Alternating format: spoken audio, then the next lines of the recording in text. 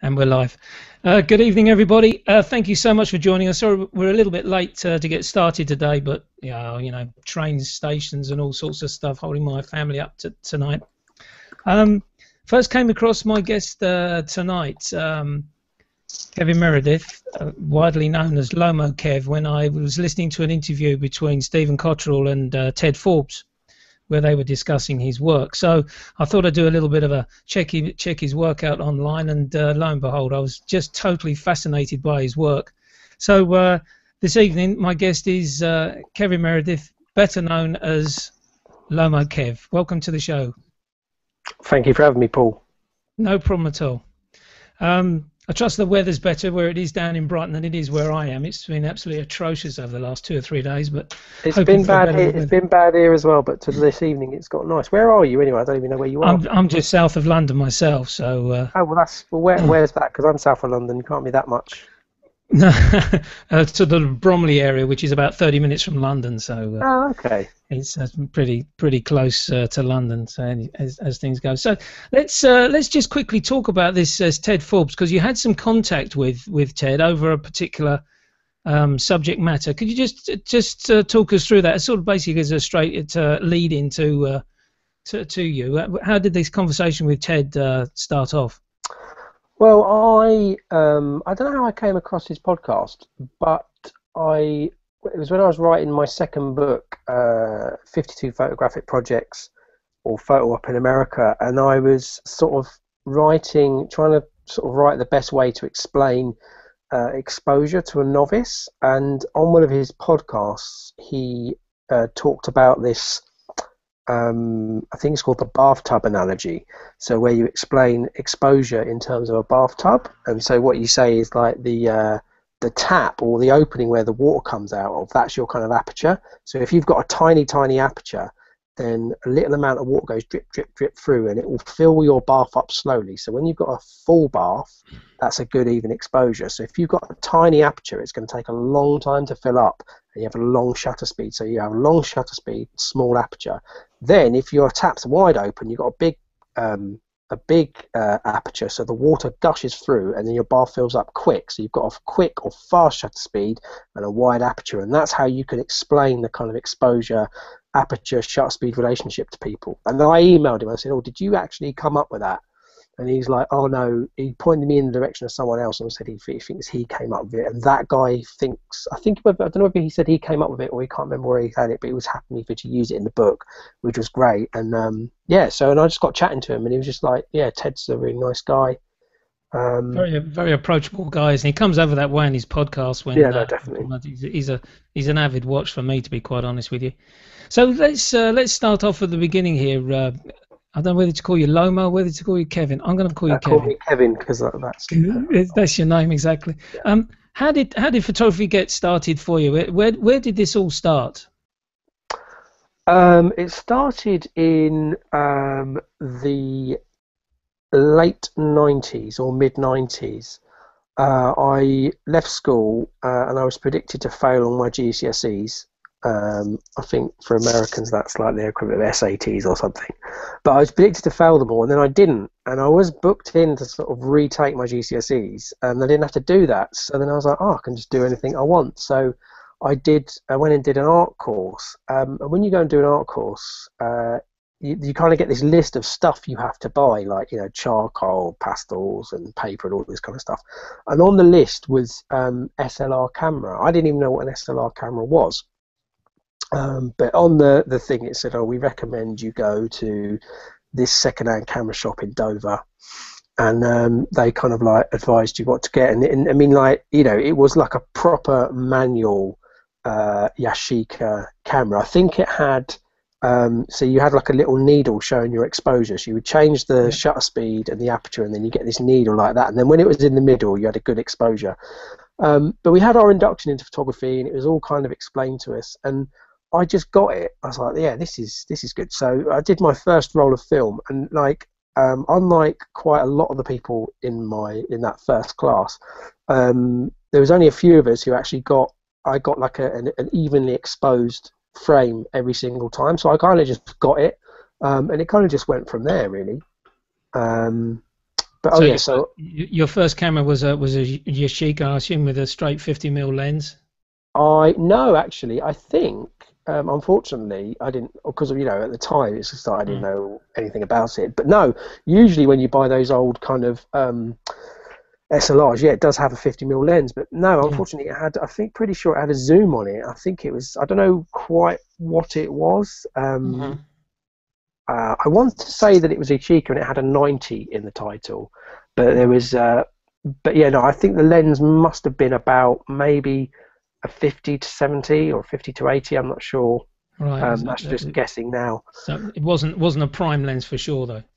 I'm pretty sure it wasn't a prime But it lens. wasn't. Yeah. So Um, you got bitten by the bug there, but from this first season rather of photography on your course, yeah, and yeah. it developed So on from there. and then yeah, so it developed on from there. And then I would always be taking pictures, um, and then I just decided. I mean, and this was quite. I just thought, oh, yeah, I was into my music and sort of going raving and clubs and stuff. And then someone I knew was putting on a club night in Dover, and I was like, oh, can I come and take pictures? Just give it a go. I mean, like if you think like a manual Yashica camera to to take one of those cameras into a club and try and take photographs, it was quite difficult. But I thought I'd give it a go. Shot one roll of film, and it just so happened by coincidence that there was a magazine back then called Eternity, which would do like reviews of like raves and dance music tracks and whatever. And they were coming to review the night, and unfortunately their photographer didn't make it. So the guy whose night it was like really vexed because he was going to be in this magazine. His night was going to be in this magazine. It's going to be really good for his sort of club promotion. But then they were like, well, sorry, mate, we can't include it because we got no pictures. And then he was like, oh, so he rung me up and he's like, Kev, yeah, you were taking pictures. Are any of them any good? And I was just like, oh, I don't know. I think they're all right. So I went to he owned a shop in town. He owned a record shop and a clothing shop. And I said, oh, look, and he's like, yeah, they're brilliant. So he sent them off to the magazine and they published them. And then they were like, look, we like your stuff. Do you want to shoot more for us at different raves? And I'm like, it was funny because this was in a time before mobile phones. So they actually rang my mum, and so they picked up, and the guy was like, oh, okay, he wasn't expecting to talk to my mum. He's like, yeah, we've kind of got a job offer for your son. It's kind of like hinges on the fact of him being over 18, because obviously you can't go and work in clubs if you're younger. And but I was 18, so then I started working for this magazine, shooting photos at raves, which was brilliant because I was getting paid £50 a night plus expenses, and I was going raving. It was fantastic. I was getting paid to go out. Superb. Yeah. So whereas my friends, they might have spent a day in WH Smith's working and then come raving with me, and then when we finished raving, they would have to then go back to WH Smith to do a Sunday. I always felt sorry for people who had to do that, but yeah, brilliant. And were you developing your own film, or was that just going through the normal no, process? that was all colour. It was quite nice because I had a girl. It was all brilliant. Yeah, there was a girl who used to work in Kodak Express. All right. I can't remember her name. She was a nice girl, but she used to develop all my do all my prints for free. Lovely. Because she was, and I used to get her like guest listed to raves and stuff in return. So everybody was happy. I mean, I actually, when I was at college, I developed my own black and white stuff. But stuff in the magazine, that was all colour. She did all that. Right. And were you obviously getting accreditation for the work in the magazine? Were you getting paid for the photograph in the magazine? Oh yeah, that's what I'm saying. I would get paid, 50 quid a night. So as in the '96, just to as an 18-year-old, paid to get going out. That was brilliant. And the magazines weren't big. I mean, they all pretty much went under. So I think I never worked for it, but like Mix Mag is left over. But all the others, there was like in the '90s when there was like loads of rave culture was really big. There was loads and loads of magazines. I mean, that's all been replaced by blogs now. But yeah, good fun. So that's basically how it got started. Now, you're using the Yashica in this particular work. What basically did you develop on with SLR cameras, or was there a period of time when you switched out? Well, no. So as soon as I started working for Eternity, I mean, I was, because I really got into the photography and I'd been doing it. By that point, I think I'd been taking photographs with the Yashica for about 2 years, and I think I was about 18 then, so about maybe about 1.5 years, and then I got like my first brand new camera, and that was the Canon EOS 50E, and the E stands for eye control. So I don't know if anybody ever remembered this, but you look through the eyepiece, and basically there was 3 focus points, and whichever one you were looking at, it would focus on. And it worked, and it was kind of amazing. And then the other thing was, if you looked into the top right hand corner, it would give you a depth of field preview. And I'm just like, what? And I spoke to my mate who worked at Jessop's, and I was like, why didn't they continue that? And he says, well, apparently I didn't notice, but it kind of caused a little bit of shutter lag, as it was kind of apparently looking for where your eye was looking. But it's pretty impressive for the 90s. Yeah, in the 90s, definitely. Yeah, have you ever heard of that? No, not at all. Yeah, I feel like I'm making it up, because whenever I tell people, they're just like, "What, really?" Yeah, I know.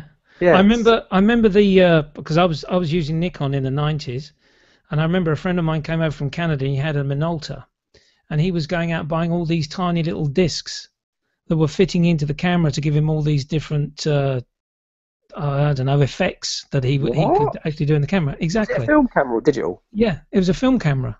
Right. All these little I don't know any more than that, but I know that he bought 4 of these tiny discs when he came over, and this was a Minolta. This would have been around about the mid-90s. So all this sort of work. Hang on a minute. So was it? Did it put something between the lens and the film, or? Hands up. I haven't got a clue. Are you still in contact with this friend? No, unfortunately not. I wish I was, because I'd like to ask him. But was it Minolta Dynax? Something like that? Was it an SLR camera? Yeah, it was an SLR camera. How strange. Yeah. There you go. Someone will no doubt email me somewhere during the week and say, you stupid person, totally wrong, but that's what I thought it was doing. So from the Canon, how did we get into Lomography? Well, so then I went to university, and I kind of stopped raving for a bit and took up drinking, because I went to a small town, and I just got into that kind of house parties and stuff. When I say house parties, I don't mean house music, I mean parties in houses, and I just had to make sure that I got that straight. And yeah, so in the first year, I was lucky enough to go on a trip to New York with the university, and it was good. I took my SLR, but then sometimes when we went out at night, I kind of left it behind, because I felt it felt a bit too touristy to take that out at night. And then in the third year of university, I was about to go on another New York trip, and I wanted to take a camera that I could carry everywhere with me. And at the time, this was the time before, forget camera phones. Not many people actually had phones.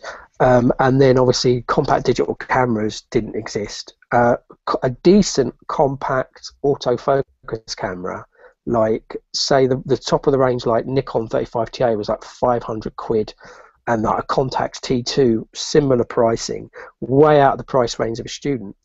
But at the time, I started sort of hearing about this camera called the Lomo LCA, and I sort of read articles about it, and I thought, and then one of my friends got one, Tom Phillips, who's a really good photographer as well. He's actually an art director of a New York ad agency now. But he got this camera, his dad gave it to him, and it was incredible because you could use it in all sorts of conditions. You could use it at night, you could... it had a really sort of beautiful wide-angle lens. It put this kind of like vignetting on it.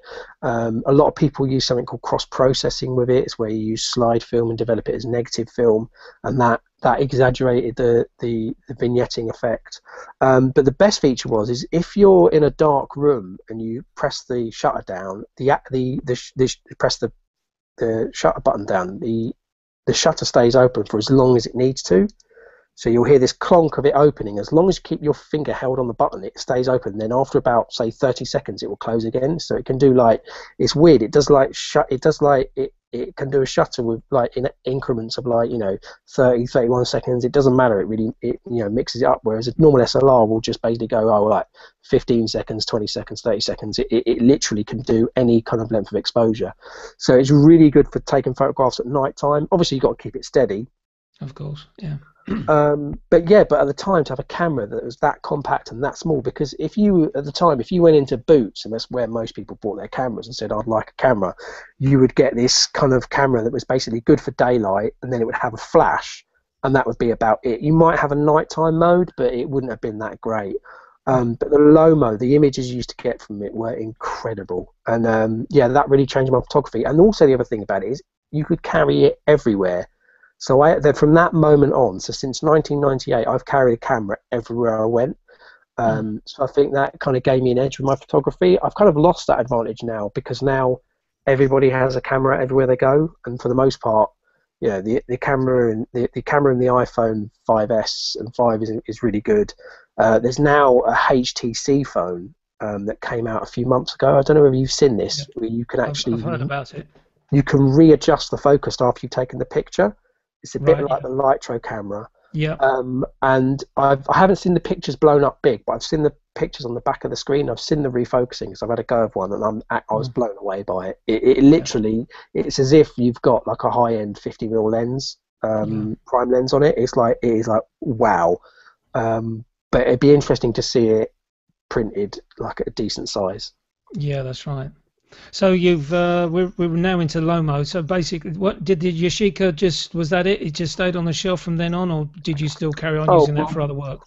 The Yashica, no, the Yashica was retired once I got the EOS, and then as soon as I got the Lomo, that was it. I didn't use the. I may have, if I was doing a project at college that required some more controlled photography, then the EOS would come out. And then in fact, when I was I didn't use the EOS for years, and when I left university, my house got burgled and the EOS got stolen, and I didn't actually replace it for another SLR for about 2 years. Right. So I didn't have an SLR for like 2 years, and I was just doing Lomo all the way. Because I saw an interview, I don't know how old the interview was, but I think you were saying something along the lines that your present work, 85 to 90% is film, and the 10 to 15% is digital. Does that still apply to this day? No, not anymore. I mean, it's kind of, I don't really get hired for the Lomo aesthetic anymore.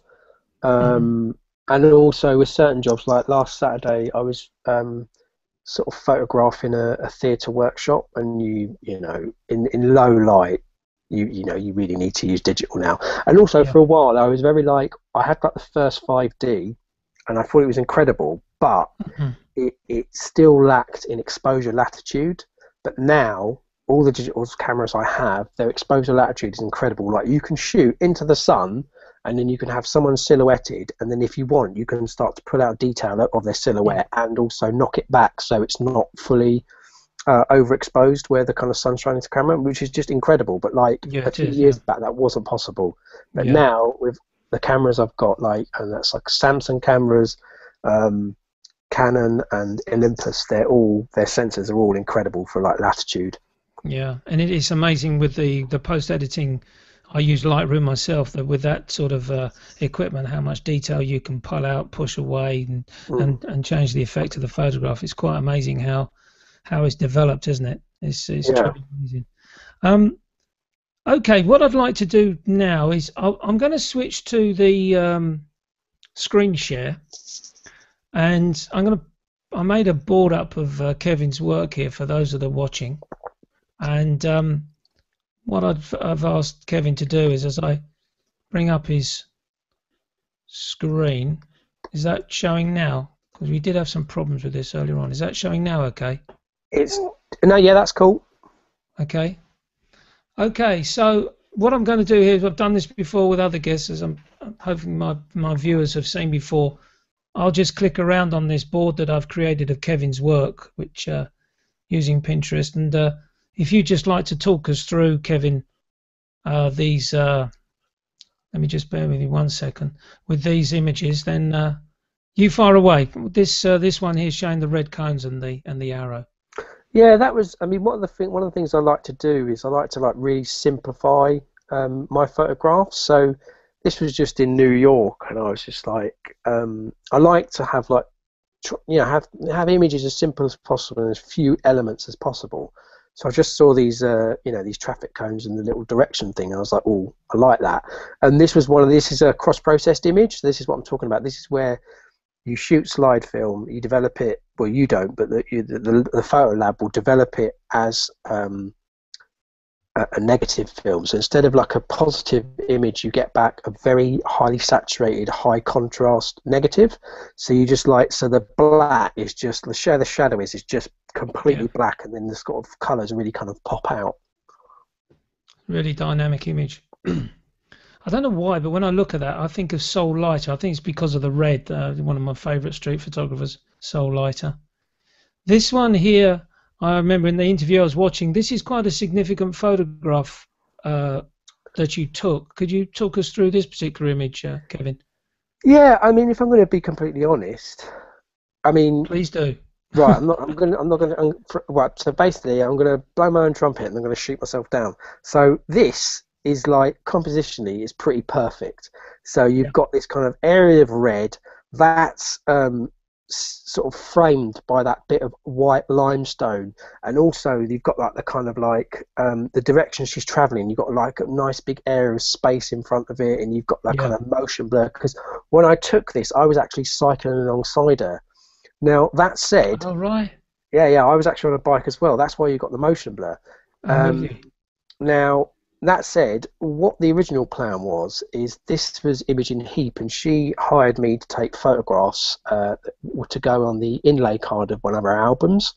And she said, oh, I kind of want to have photographs of my journey from my home to my studio, because I've been doing that journey every single day while I've been making my album. It kind of clears my head, and it's kind of a very important thing for me. I just want to document it. So I'm like, okay, cool. So I met her on her bike, and we kind of just cycled the route together. And I was taking photographs. I was traveling alongside her, and I was taking photographs. And so basically, when I took this, I was actually trying to get ahead in the photograph. So I was like one hand on the handlebar, not looking through the viewfinder, like snapping away. And to be honest, I mean, we did stop and take photographs. So a lot of this was kind of like an experimental roll, and pretty much all the images on the roll were crap, apart from this one.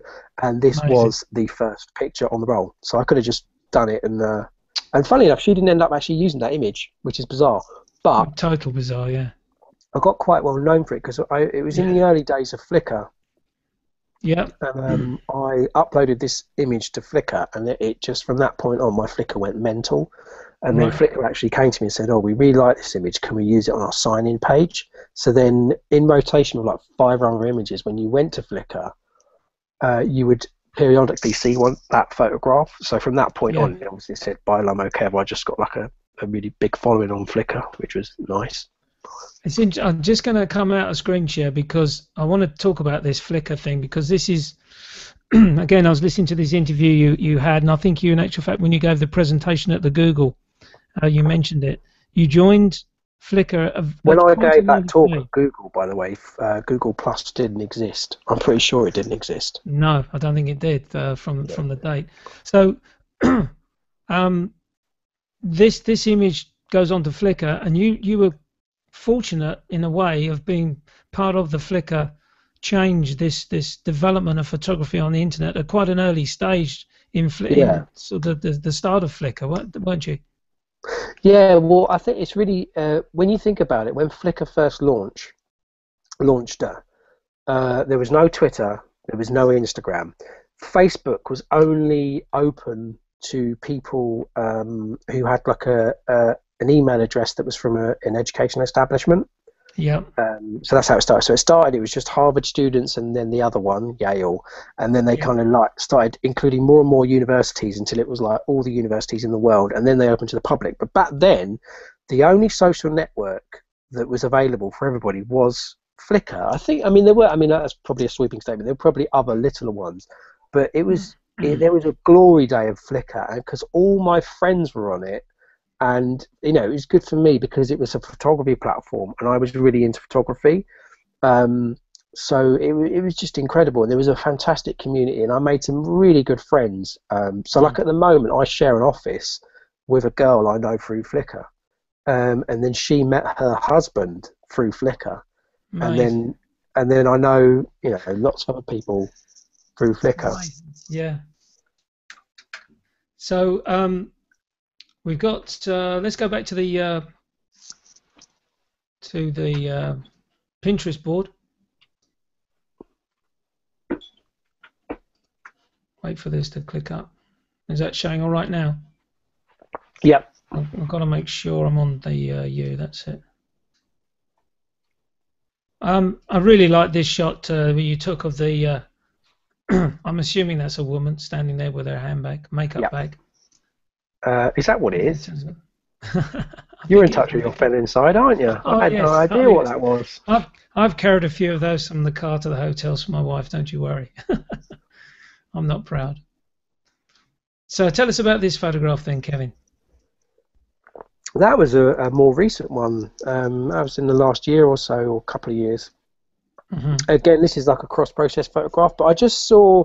I do trend spotting for. I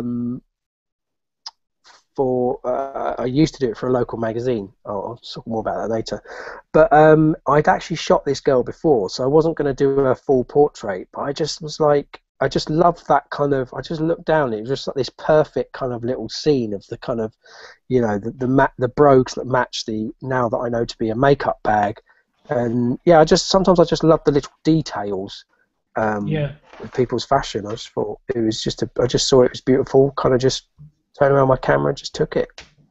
Yeah, it's a great capture. This is again with the Lomo. Yeah. The same one. Is it the LCA? Yes, the LCA, and there's the LCA Plus, which is very, very similar. Yeah. Just plugging in my iPad has decided to die. Okay, let's move on. This one, I just love this photograph. That was in Munich, and I was actually late. I was giving a talk in a gallery in Munich, and I was with a friend, and he was German. And sometimes I'm going to stop trusting people now. But so if I don't know a town, so if I came to Bromley and with you, and we had to be somewhere, I would trust you to say, "Oh right, it's going to take us 10 minutes to walk there." I wouldn't. I'm not going to argue with that because I don't live there. It's not my town. Anyway, so I was with my friend and we were having a drink in the big beer garden in Munich, and he's like, yeah, we got plenty of time, and we didn't, and we ended up kind of running to make it to my own talk, which was embarrassing. But anyway, as we were running to his talk, I was like, no, we got to stop. I'm sorry, I need to photograph this, because there was like a load of just three hipsters just sitting on a bridge. It was just like a beautiful scene. I took a couple of shots from the front as well, but that was the one that killed it. I took that on digital as well, so it's quite interesting. If you dig around on the internet, you can see the digital version to see the kind of the difference. But so tell me, Kevin, this shot again is taken with the Lomo, and how much have you done on the post editing side of that, or is that just straight out of camera? That's straight out of camera. I mean, obviously, the people who scan your film, they have control about how the image will turn out. Of course. And so sometimes this is the only problem with cross-processing now is that actually it came back. So Lomography actually make a film. They make a 200 speed film, which is quite good for cross-processing, but it's nowhere near as good as the older films that Agfa used to do. So there used to be a film called Agfa Precisa, which was what I used for years, and it was incredible. And there is actually now something called Agfa Photo Precisa, but it's not the same thing, because like Agfa got sold off parts of its business, including its film business. So I don't know how it worked, whether someone bought their kind of facility or whether they bought the brand, but the Agfa Photo Precisa that you get now is not the same as Agfa Precisa. So when you take shots, it's very green. It's quite disappointing. But anyway, so what I was going back to so the other thing that can really change the way cross-processing turns out is who actually develops it and scans it. So the lab I use in Brighton, they're fantastic. the Vault. They're really good. And then there's another place in San Francisco called PhotoWorks, and they're really good at doing processing cross-process film. And yeah, So so when you sorry to interrupt you, when you say cross-processing, are you saying that this film that was in the camera was a transparency film, and you've cross-processed it as a negative film? Is that right? yes, that's correct. Lovely. I Okay, didn't do it personally, but the lab did it. Yeah, But yeah, of course. The tricky Yeah, part is in the scanning, is getting the scanning to be consistent. right. So basically, from when this was scanned, literally that is how it came back to me. Sometimes they might be a bit more green or a bit more what's the proper word for purple when you're talking about photography? Magenta. Yeah, sorry. So sometimes it's a bit more magenta-y and you'll tweak that, but literally that is about it. That's all I'll do. Amazing. I really, really like that photograph. One more before we go to the 3 images. This is obviously inside the O2. Well, back then... Or this would have been the exhibition hall, would it, at the time? Yes, I was one of the only people I know who actually went to it when it was the Millennium Dome as the Millennium Exhibition. And it was basically after my office party when I was working in London. I had a stinking hangover, and I was about to go home for Christmas, and I was like, I have to go to... this is my last chance to go and see it. I should go and see it, because everybody didn't go banging on about this massive waste of money. So I went and paid 20 quid to get in. I thought it was quite good. I never went to the exhibition. My son and daughter went with the school, but never went. But I've been to see concerts there, and it's just an amazing place to go and see a concert at. It's made for the purpose. I don't know why they took so long to decide what to do with it after the exhibition finished. It was crazy. This image here, I've tried this idea. If I can get it to click over. It won't click over for some reason. Just wait for it. What, the idea in that image? No, in this image. Oh, that's your classic take a photograph at the Fifth Avenue Apple store in London, in New York. Superb. But again, it's the cross-processing, so it really beefs up the contrast. Yeah. So, I remember when I took that, there was everybody was taking the same photograph. Yeah, sure. It's not that great. It's a bit. I'd make that vertical. I think when people, I enjoy looking at that. I think that's just a beautiful piece of visual art photography for me. I know silhouettes and the lines and all that. And the colour. It's just. I really like it. We go. This is an area where. I said to you just before we started the show where I thought that maybe you'd been influenced by the artist David Hockney, where you several images and effectively laid them together and then... Well, if I'm going to be perfectly honest, it wasn't David Hockney. It was, in fact, I can tell you who it was. Basically, when I went to... so with the whole Lomo thing, it was... when you get a Lomo camera, especially back in the 90s, it was like joining a cult. Sorry. And so, as I said, it was like joining a cult. And you kind of got invited to all these kind of events. And I went to a few events in different places in the world. So I went to some in Tokyo and Vienna. And when I was in Vienna, I met a man who worked at Lomography at the time called Bernard Winkler. Or Wing. Okay. Yeah, no, I think that literally is his name. He was an Austrian man, and he was doing portraits just like this. His were a bit more sort of slap happy. He was using a flash, and he wasn't accurately focusing. So sometimes some of the shots were kind of blurry. But then he would kind of he has these exhibitions where he has these little montages that go all around the outside of the gallery. So I kind of just copied what he was doing, but kind of. I think I sort of took it a step further and kind of made it a lot more kind of consistent. So the direct influence came from him. And are these people that you've met on the street, or are they models that you've? No, they're all people I bumped into on the street. So I'm quite lucky in Brighton. There's kind of a very kind of diverse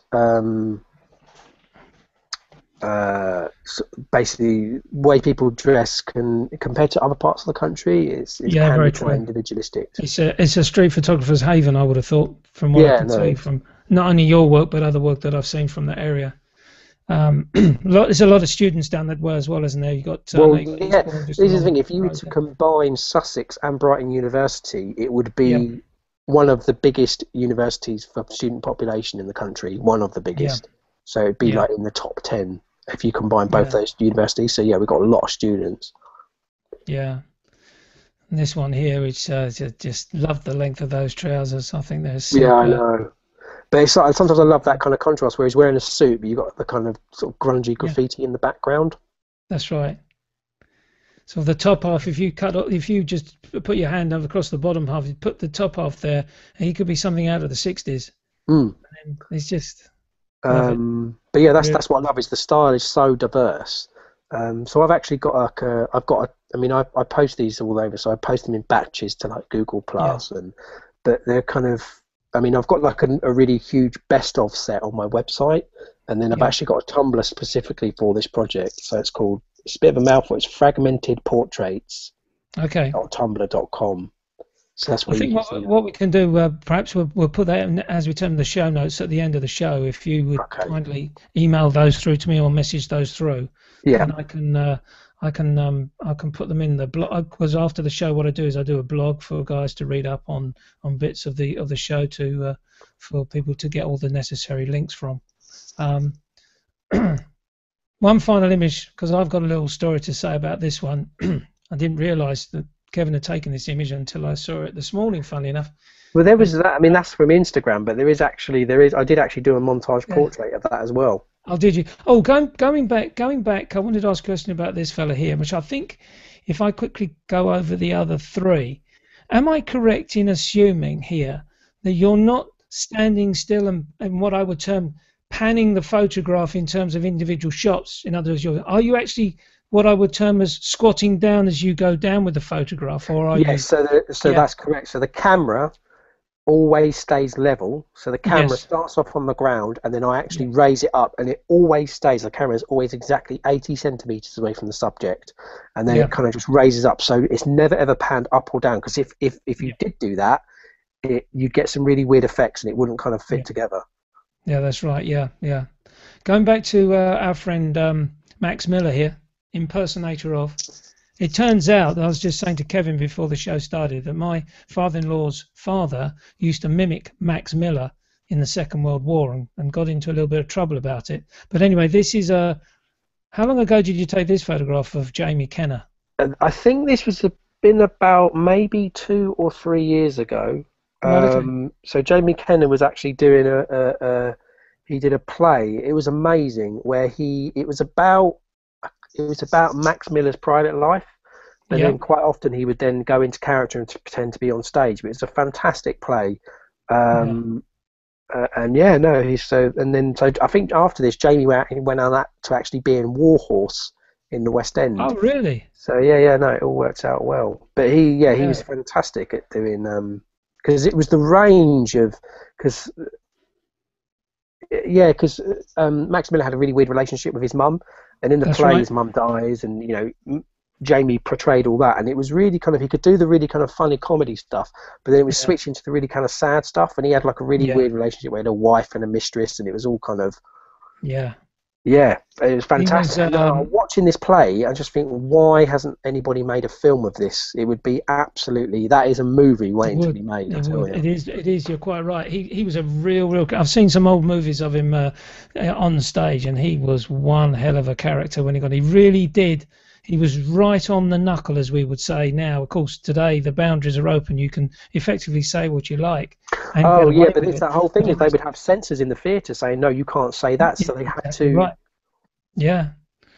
It's he would have the do you like the way I'm dressed, missus, and all that business. Used to crack me up the way he used to his entertainment value.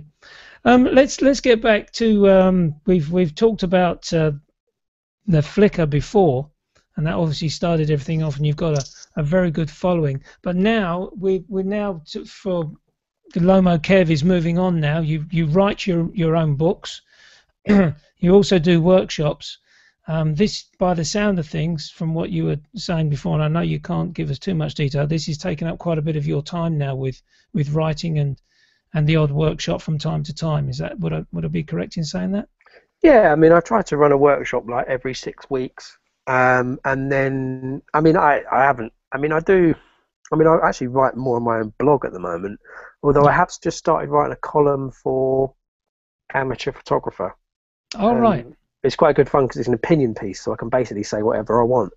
And so Amateur Photographer is kind of relaunching and they're rebranding. Yeah. And I don't know whether it's happened yet. I think the first issue might be the next issue, might be the new improved Amateur Photographer. Yeah, so I think I'm going to be writing a column every 6 weeks, because not a lot of people know this.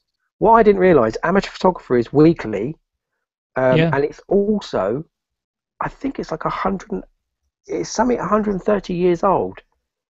Oh, it's one of the. If it's not the oldest, no, British Journal of Photography, I think, is the oldest photography magazine in the world, and I think Amateur Photographer is, if it's not second, it's third in the world. It's been going for, well, over 100 years, as you've said. It's an amazing magazine. It's the magazine which everyone buys if they're looking for something to get up to date information about something and pricing. It's the magazine to buy, isn't it? Really. I don't know, because I've never bought it, to be honest. You've never bought it? No, to be honest, I've never been one for photography magazines. Not that I'm not, you know, I kind of just found my own way of photography. Yeah. I've never really owned any how-to photography books either. So it's interesting what you say then. So basically you wouldn't say that there's been any sort of photographer which you have felt, I'm not going to use the word copy, that's a totally wrong word to use, but there wasn't I definitely copied Bernard Winkler with that montage stuff. Yeah, okay. Yeah, that aside then. But was there a particular style which you really cottoned on to, for want of description? You thought, yeah, I like that style. I'm going to work that level. I mean, when I moved to London in the early 2000s. So I think this would have been the year 2000, 2001. Mm-hmm. At my company, there was a guy called Grant Orchard, and he showed me this book. It was on a Martin Parr's book, and I'd never heard of Martin Parr before. Yeah. I think it was the one. It was all about the middle classes. It's got like a British flag on the front cover. I think it's called. Is it Think of England? I can't remember. It's a fantastic book, and I was like, "This is incredible." And then I heard that he was giving a talk with another photographer called Elaine Constantine. Okay. In a gallery on Hoxton Square, and it was free. And my friend said, "Do you want to come to this talk?" And it was like it was rammed, like people were sitting on the floor, but it wasn't a very big venue. But they were talking and showing Elaine Constantine's work that evening. I don't know whether you're aware of her work, but she's I'm not aware of her at all. No. Worth checking out. She did a lot of work to do with youth culture, and she did a lot of fashion work. And now she's just. I actually met her again in 2010 at a private view for Martin Parr in Paris. It's a bit Swedish. And come out, and it's called Northern Soul. So she's made the transition into a film director. So it's really quite an interesting sort of like watching someone's career just grow and go mental. But anyway, so I really got into Martin Parr's work. And I think some people, they don't like what he does, but I've always liked what he does, and I like his new stuff that he does now, and I like his old stuff as well. Martin Parr all the way. I think I was talking a couple of interviews back. I was talking to Jerry Walden, who's he lives just along the coast from me there in Southampton. He's a portrait and street photographer, and we were talking about Martin Parr's work, and he made a very good. I might know him. What was his name? He's probably watching the show. Jerry Walden. As a portrait photographer and street photographer now. Maybe I don't know him. I'm going to say no, but if I do know you, I'm sorry. I'm so bad with names. Anyway, continue. Sorry, we'll apologise to Jerry in the show notes, as we say. And we were saying that a sort of like a William Eggleston and William Klein type work that is not the same sort of work, but the similarities are there in making something which is just perfectly natural and perfectly normal, which everyone looks at and sees walking past, to make it a feature in an image, and you stop and look at the image and you go, wow.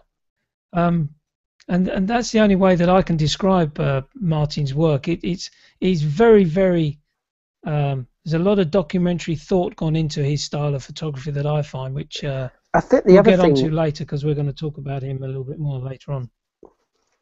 Well, the other thing I think he does as well is he just takes such a vast amount of images, then he can years later go back through his vast archive and then just make a book of just like, you know, photographs of empty car parking spaces.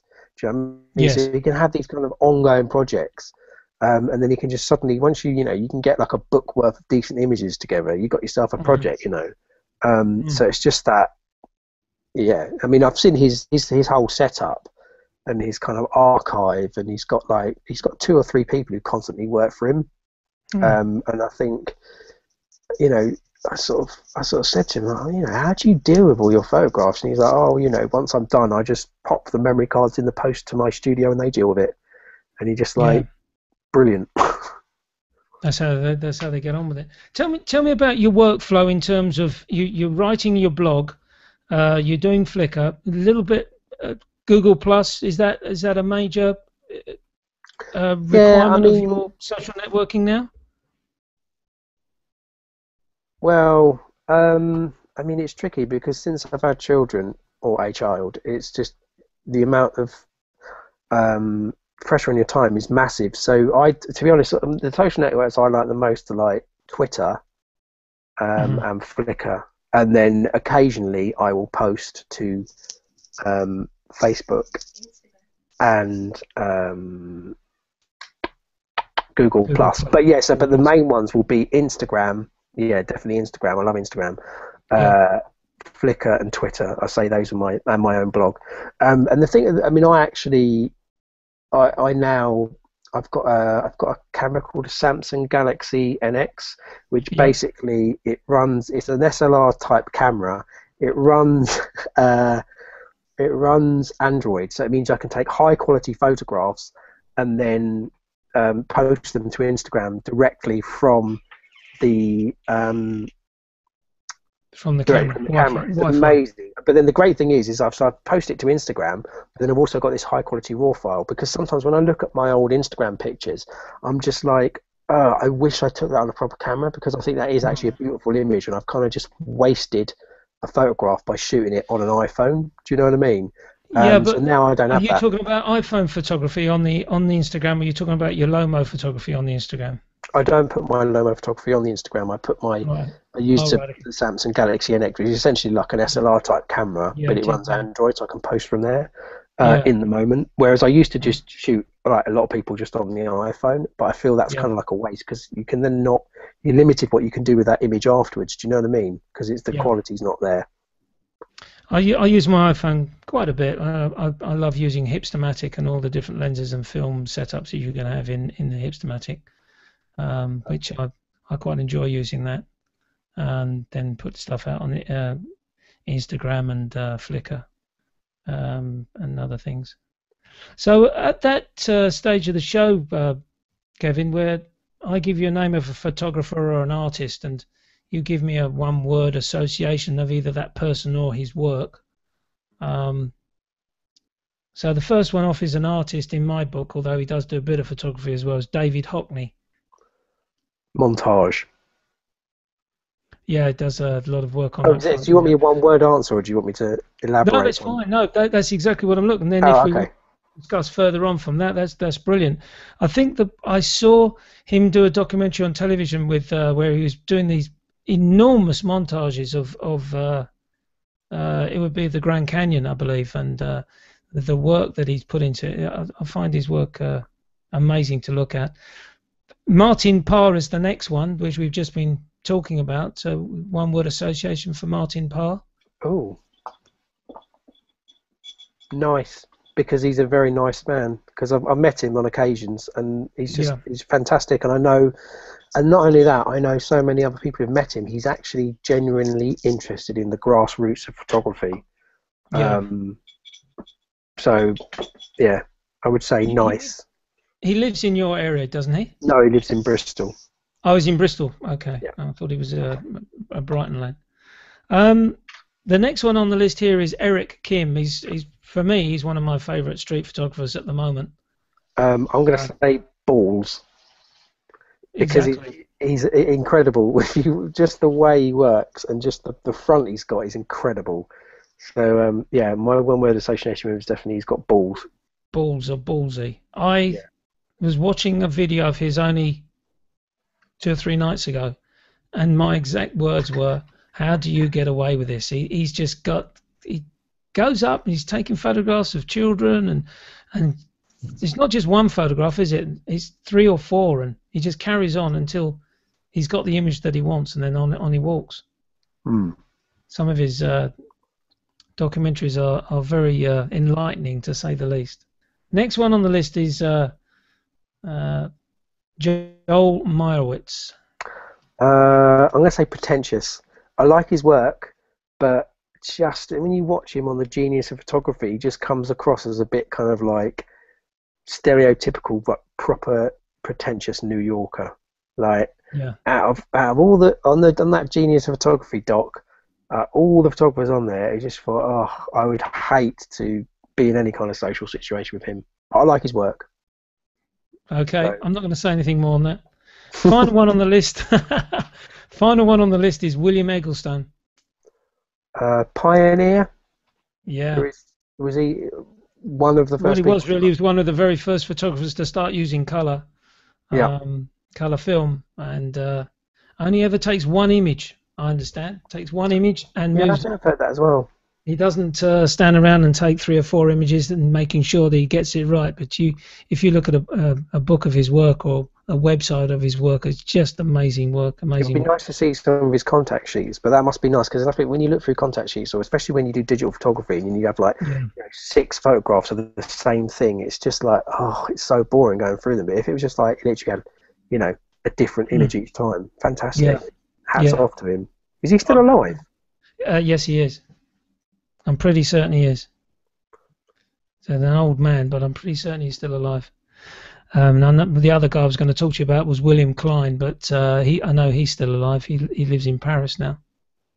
Okay, let's talk just very quickly. We're just about up for time. Your workshops. When actually is your next workshop, Kevin? Have you got one lined up, or that you'd like to sort of promote?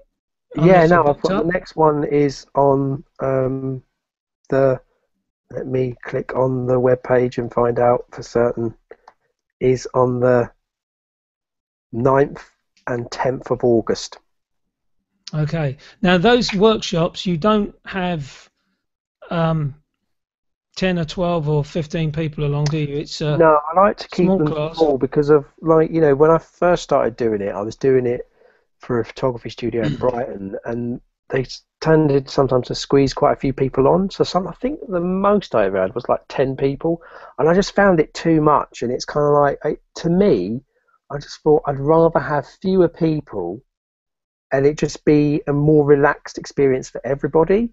So I actually limit it to 6 people, so it's very, very small. And one of the things I do is, because it's small, it means obviously everybody gets a lot of one-on-one time. It also means I can take a range of abilities, and it also means that I can lend, on the first day, I lend everybody a Lomo LCA. And in fact, I lend not only a Lomo LCA, I lend them an Olympus MJU2, which is an incredible little compact autofocus film camera. So basically you kind of get, so rather than, people who take up photography now, they use this whole kind of digital world. So what I'm like, it's like, no, you use these cameras and all you've got to think about is your composition. It's not about your white balance, your what focal length you shoot at or aperture or anything like that. It's just about the image that you see in front of you and how you capture that. So that's kind of like, a lot of people find that very, very liberating. And then you like to take people out of their comfort zone, by the sound of things. Yeah, I think Eric Kim does that as well, but I think he pushes them maybe even over the edge. I don't know. Yeah, no, I do. Yeah, no, I think, yeah, no, I do, because some things I insist as well is I just got to get people to photograph strangers. But one of the things I like to do is a lot of the time, like the photographs you showed of mine tonight, like all the time I actually engage with the people I photograph. I like to kind of strike up conversations. I mean, although I really do like the whole kind of street photography thing, it's not for me. I like to kind of engage people and take their photographs whilst chatting to them and stuff. So your style then, for one of description, because it's interesting, because I'm actually doing a course through the Arcanum on Google Plus for street photography, and we're at that stage now where I can see there's a number of people in the group are preferring to take street portraits, and others like myself prefer to do the candid type photography, like spotting a particular scene, a couple of guys talking at a bar for argument's sake, that sort of thing, or a motorcyclist that's gone past quickly, that sort of thing. So your preference then is street portraits, am I correct? Yeah, although I wouldn't limit it to saying, because that's the whole thing about saying street photography, because you can shoot the street style of photography, but like you could do it in a country lane or in the countryside. Is like, then what does it become? So I would actually prefer to describe my sort of work as kind of reportage, basically what's going on around me, you know. I'm with you. Yeah. Rather than limiting it to the street. Yes. Because I've done a huge project. I've documented Brighton Swimming Club. Yeah. That's not on the street, but you know. So I would definitely say I would call myself more reportage, and I'm really into my kind of montages as well. Yeah. Yeah, I really like your montages. I think they're really good. So you got, and there's still places available on that workshop in August, is that right? Or yeah, there's a few. There's a few places left. It's in Brighton as well. Yeah, exactly right. That's nice. Is it a city, Brighton? I know it's definitely a town, but I think of it as a town. Has it got a cathedral? No, it doesn't. But there's some. Yeah, I know. I agree. And yeah, but they basically got city status like in the early 2000s. But we're not a city. I can walk everywhere. That's not a city. Yeah. No, it's Birmingham's a city. Birmingham's a city. Coventry's small, right. But it's got a cathedral, so it's a city. So this is otherwise, yeah. The one thing that Brighton has got is got a pavilion. It does. Does that count as a cathedral? No, but what is that? I know it's a building, but what is a pavilion? Well, you live in Brighton. You know the history of the pavilion. I know, yeah, no, but it's not. It's kind of like a palace. But exactly. I think a cathedral is a big church. He wanted it to be like the Raj, didn't he? Yeah. It's Chinese on the inside, though. It's incredible. So it's like Indian on the outside, Chinese on the inside. I've never been there. I'm coming down to Brighton on the 6th of June. I think there's a walkabout taking part, and 6th of June I'm down there with Glyn Davis. So I don't know. If he takes us over towards the pavilion, that'd be great. But we'll wait and see how that works out. You should come down early and go. Honestly, just have a look around it, because it is like so many people see it from the outside, but they never go on the inside. It's amazing. Yeah, the walkabout starts in the afternoon, so I may well, in actual fact, get an earlier train down. I'm not going to drive and get an earlier train down and take a little walkabout myself. And it only takes an hour to get around it. So yeah, I haven't been to Brighton in ages. It's a really lovely coastline, that Brighton and Eastbourne, and I'd also recommend the sewer tour. Where? Sorry. The sewer tour. The sewer tour. That's right. We'll talk about that another time. It's good. Kevin, it's been great talking to you. Thank you so much for sparing the time. I hope everyone who's watching the program has enjoyed it, and an insight into Lomo Kev's work, otherwise known as Kevin Merredith. I've covered both aspects now, so I'm fine on that. So so where actually can we find you? Where can we find Lomo Kev? Kevin? Oh, well, you can find me at lomokev.com, and then you can, which is LOMOKEV.com, and then you can find, same spelling, you can find Lomo Kev, like Lomo Kev, on Flickr, Twitter, Instagram. Yeah, just basically, if just try and look for me on your favourite social Google network. Lomo Kev and you'll get everywhere. Yeah, no, exactly. I will put that in the show notes, Lomo Kev. I had a very good look at your website. It's a cracking website, beautiful images. As I said earlier on, Kevin, thank you so much for joining me tonight. It's been an absolute pleasure talking to you about your work and how you've developed through, and in my opinion, this wonderful style that you've created using the Lomo cameras. I just love it. I was tempted, in actual fact. I was looking on eBay for a Lomo camera, and I may even have I've got a film camera. I've got an Olympus Trip, and I've got a little Olympus XA2, which yeah, that's very similar. Yeah, I still got some film in there. I must finish that off and see what the results are. So look forward to doing that.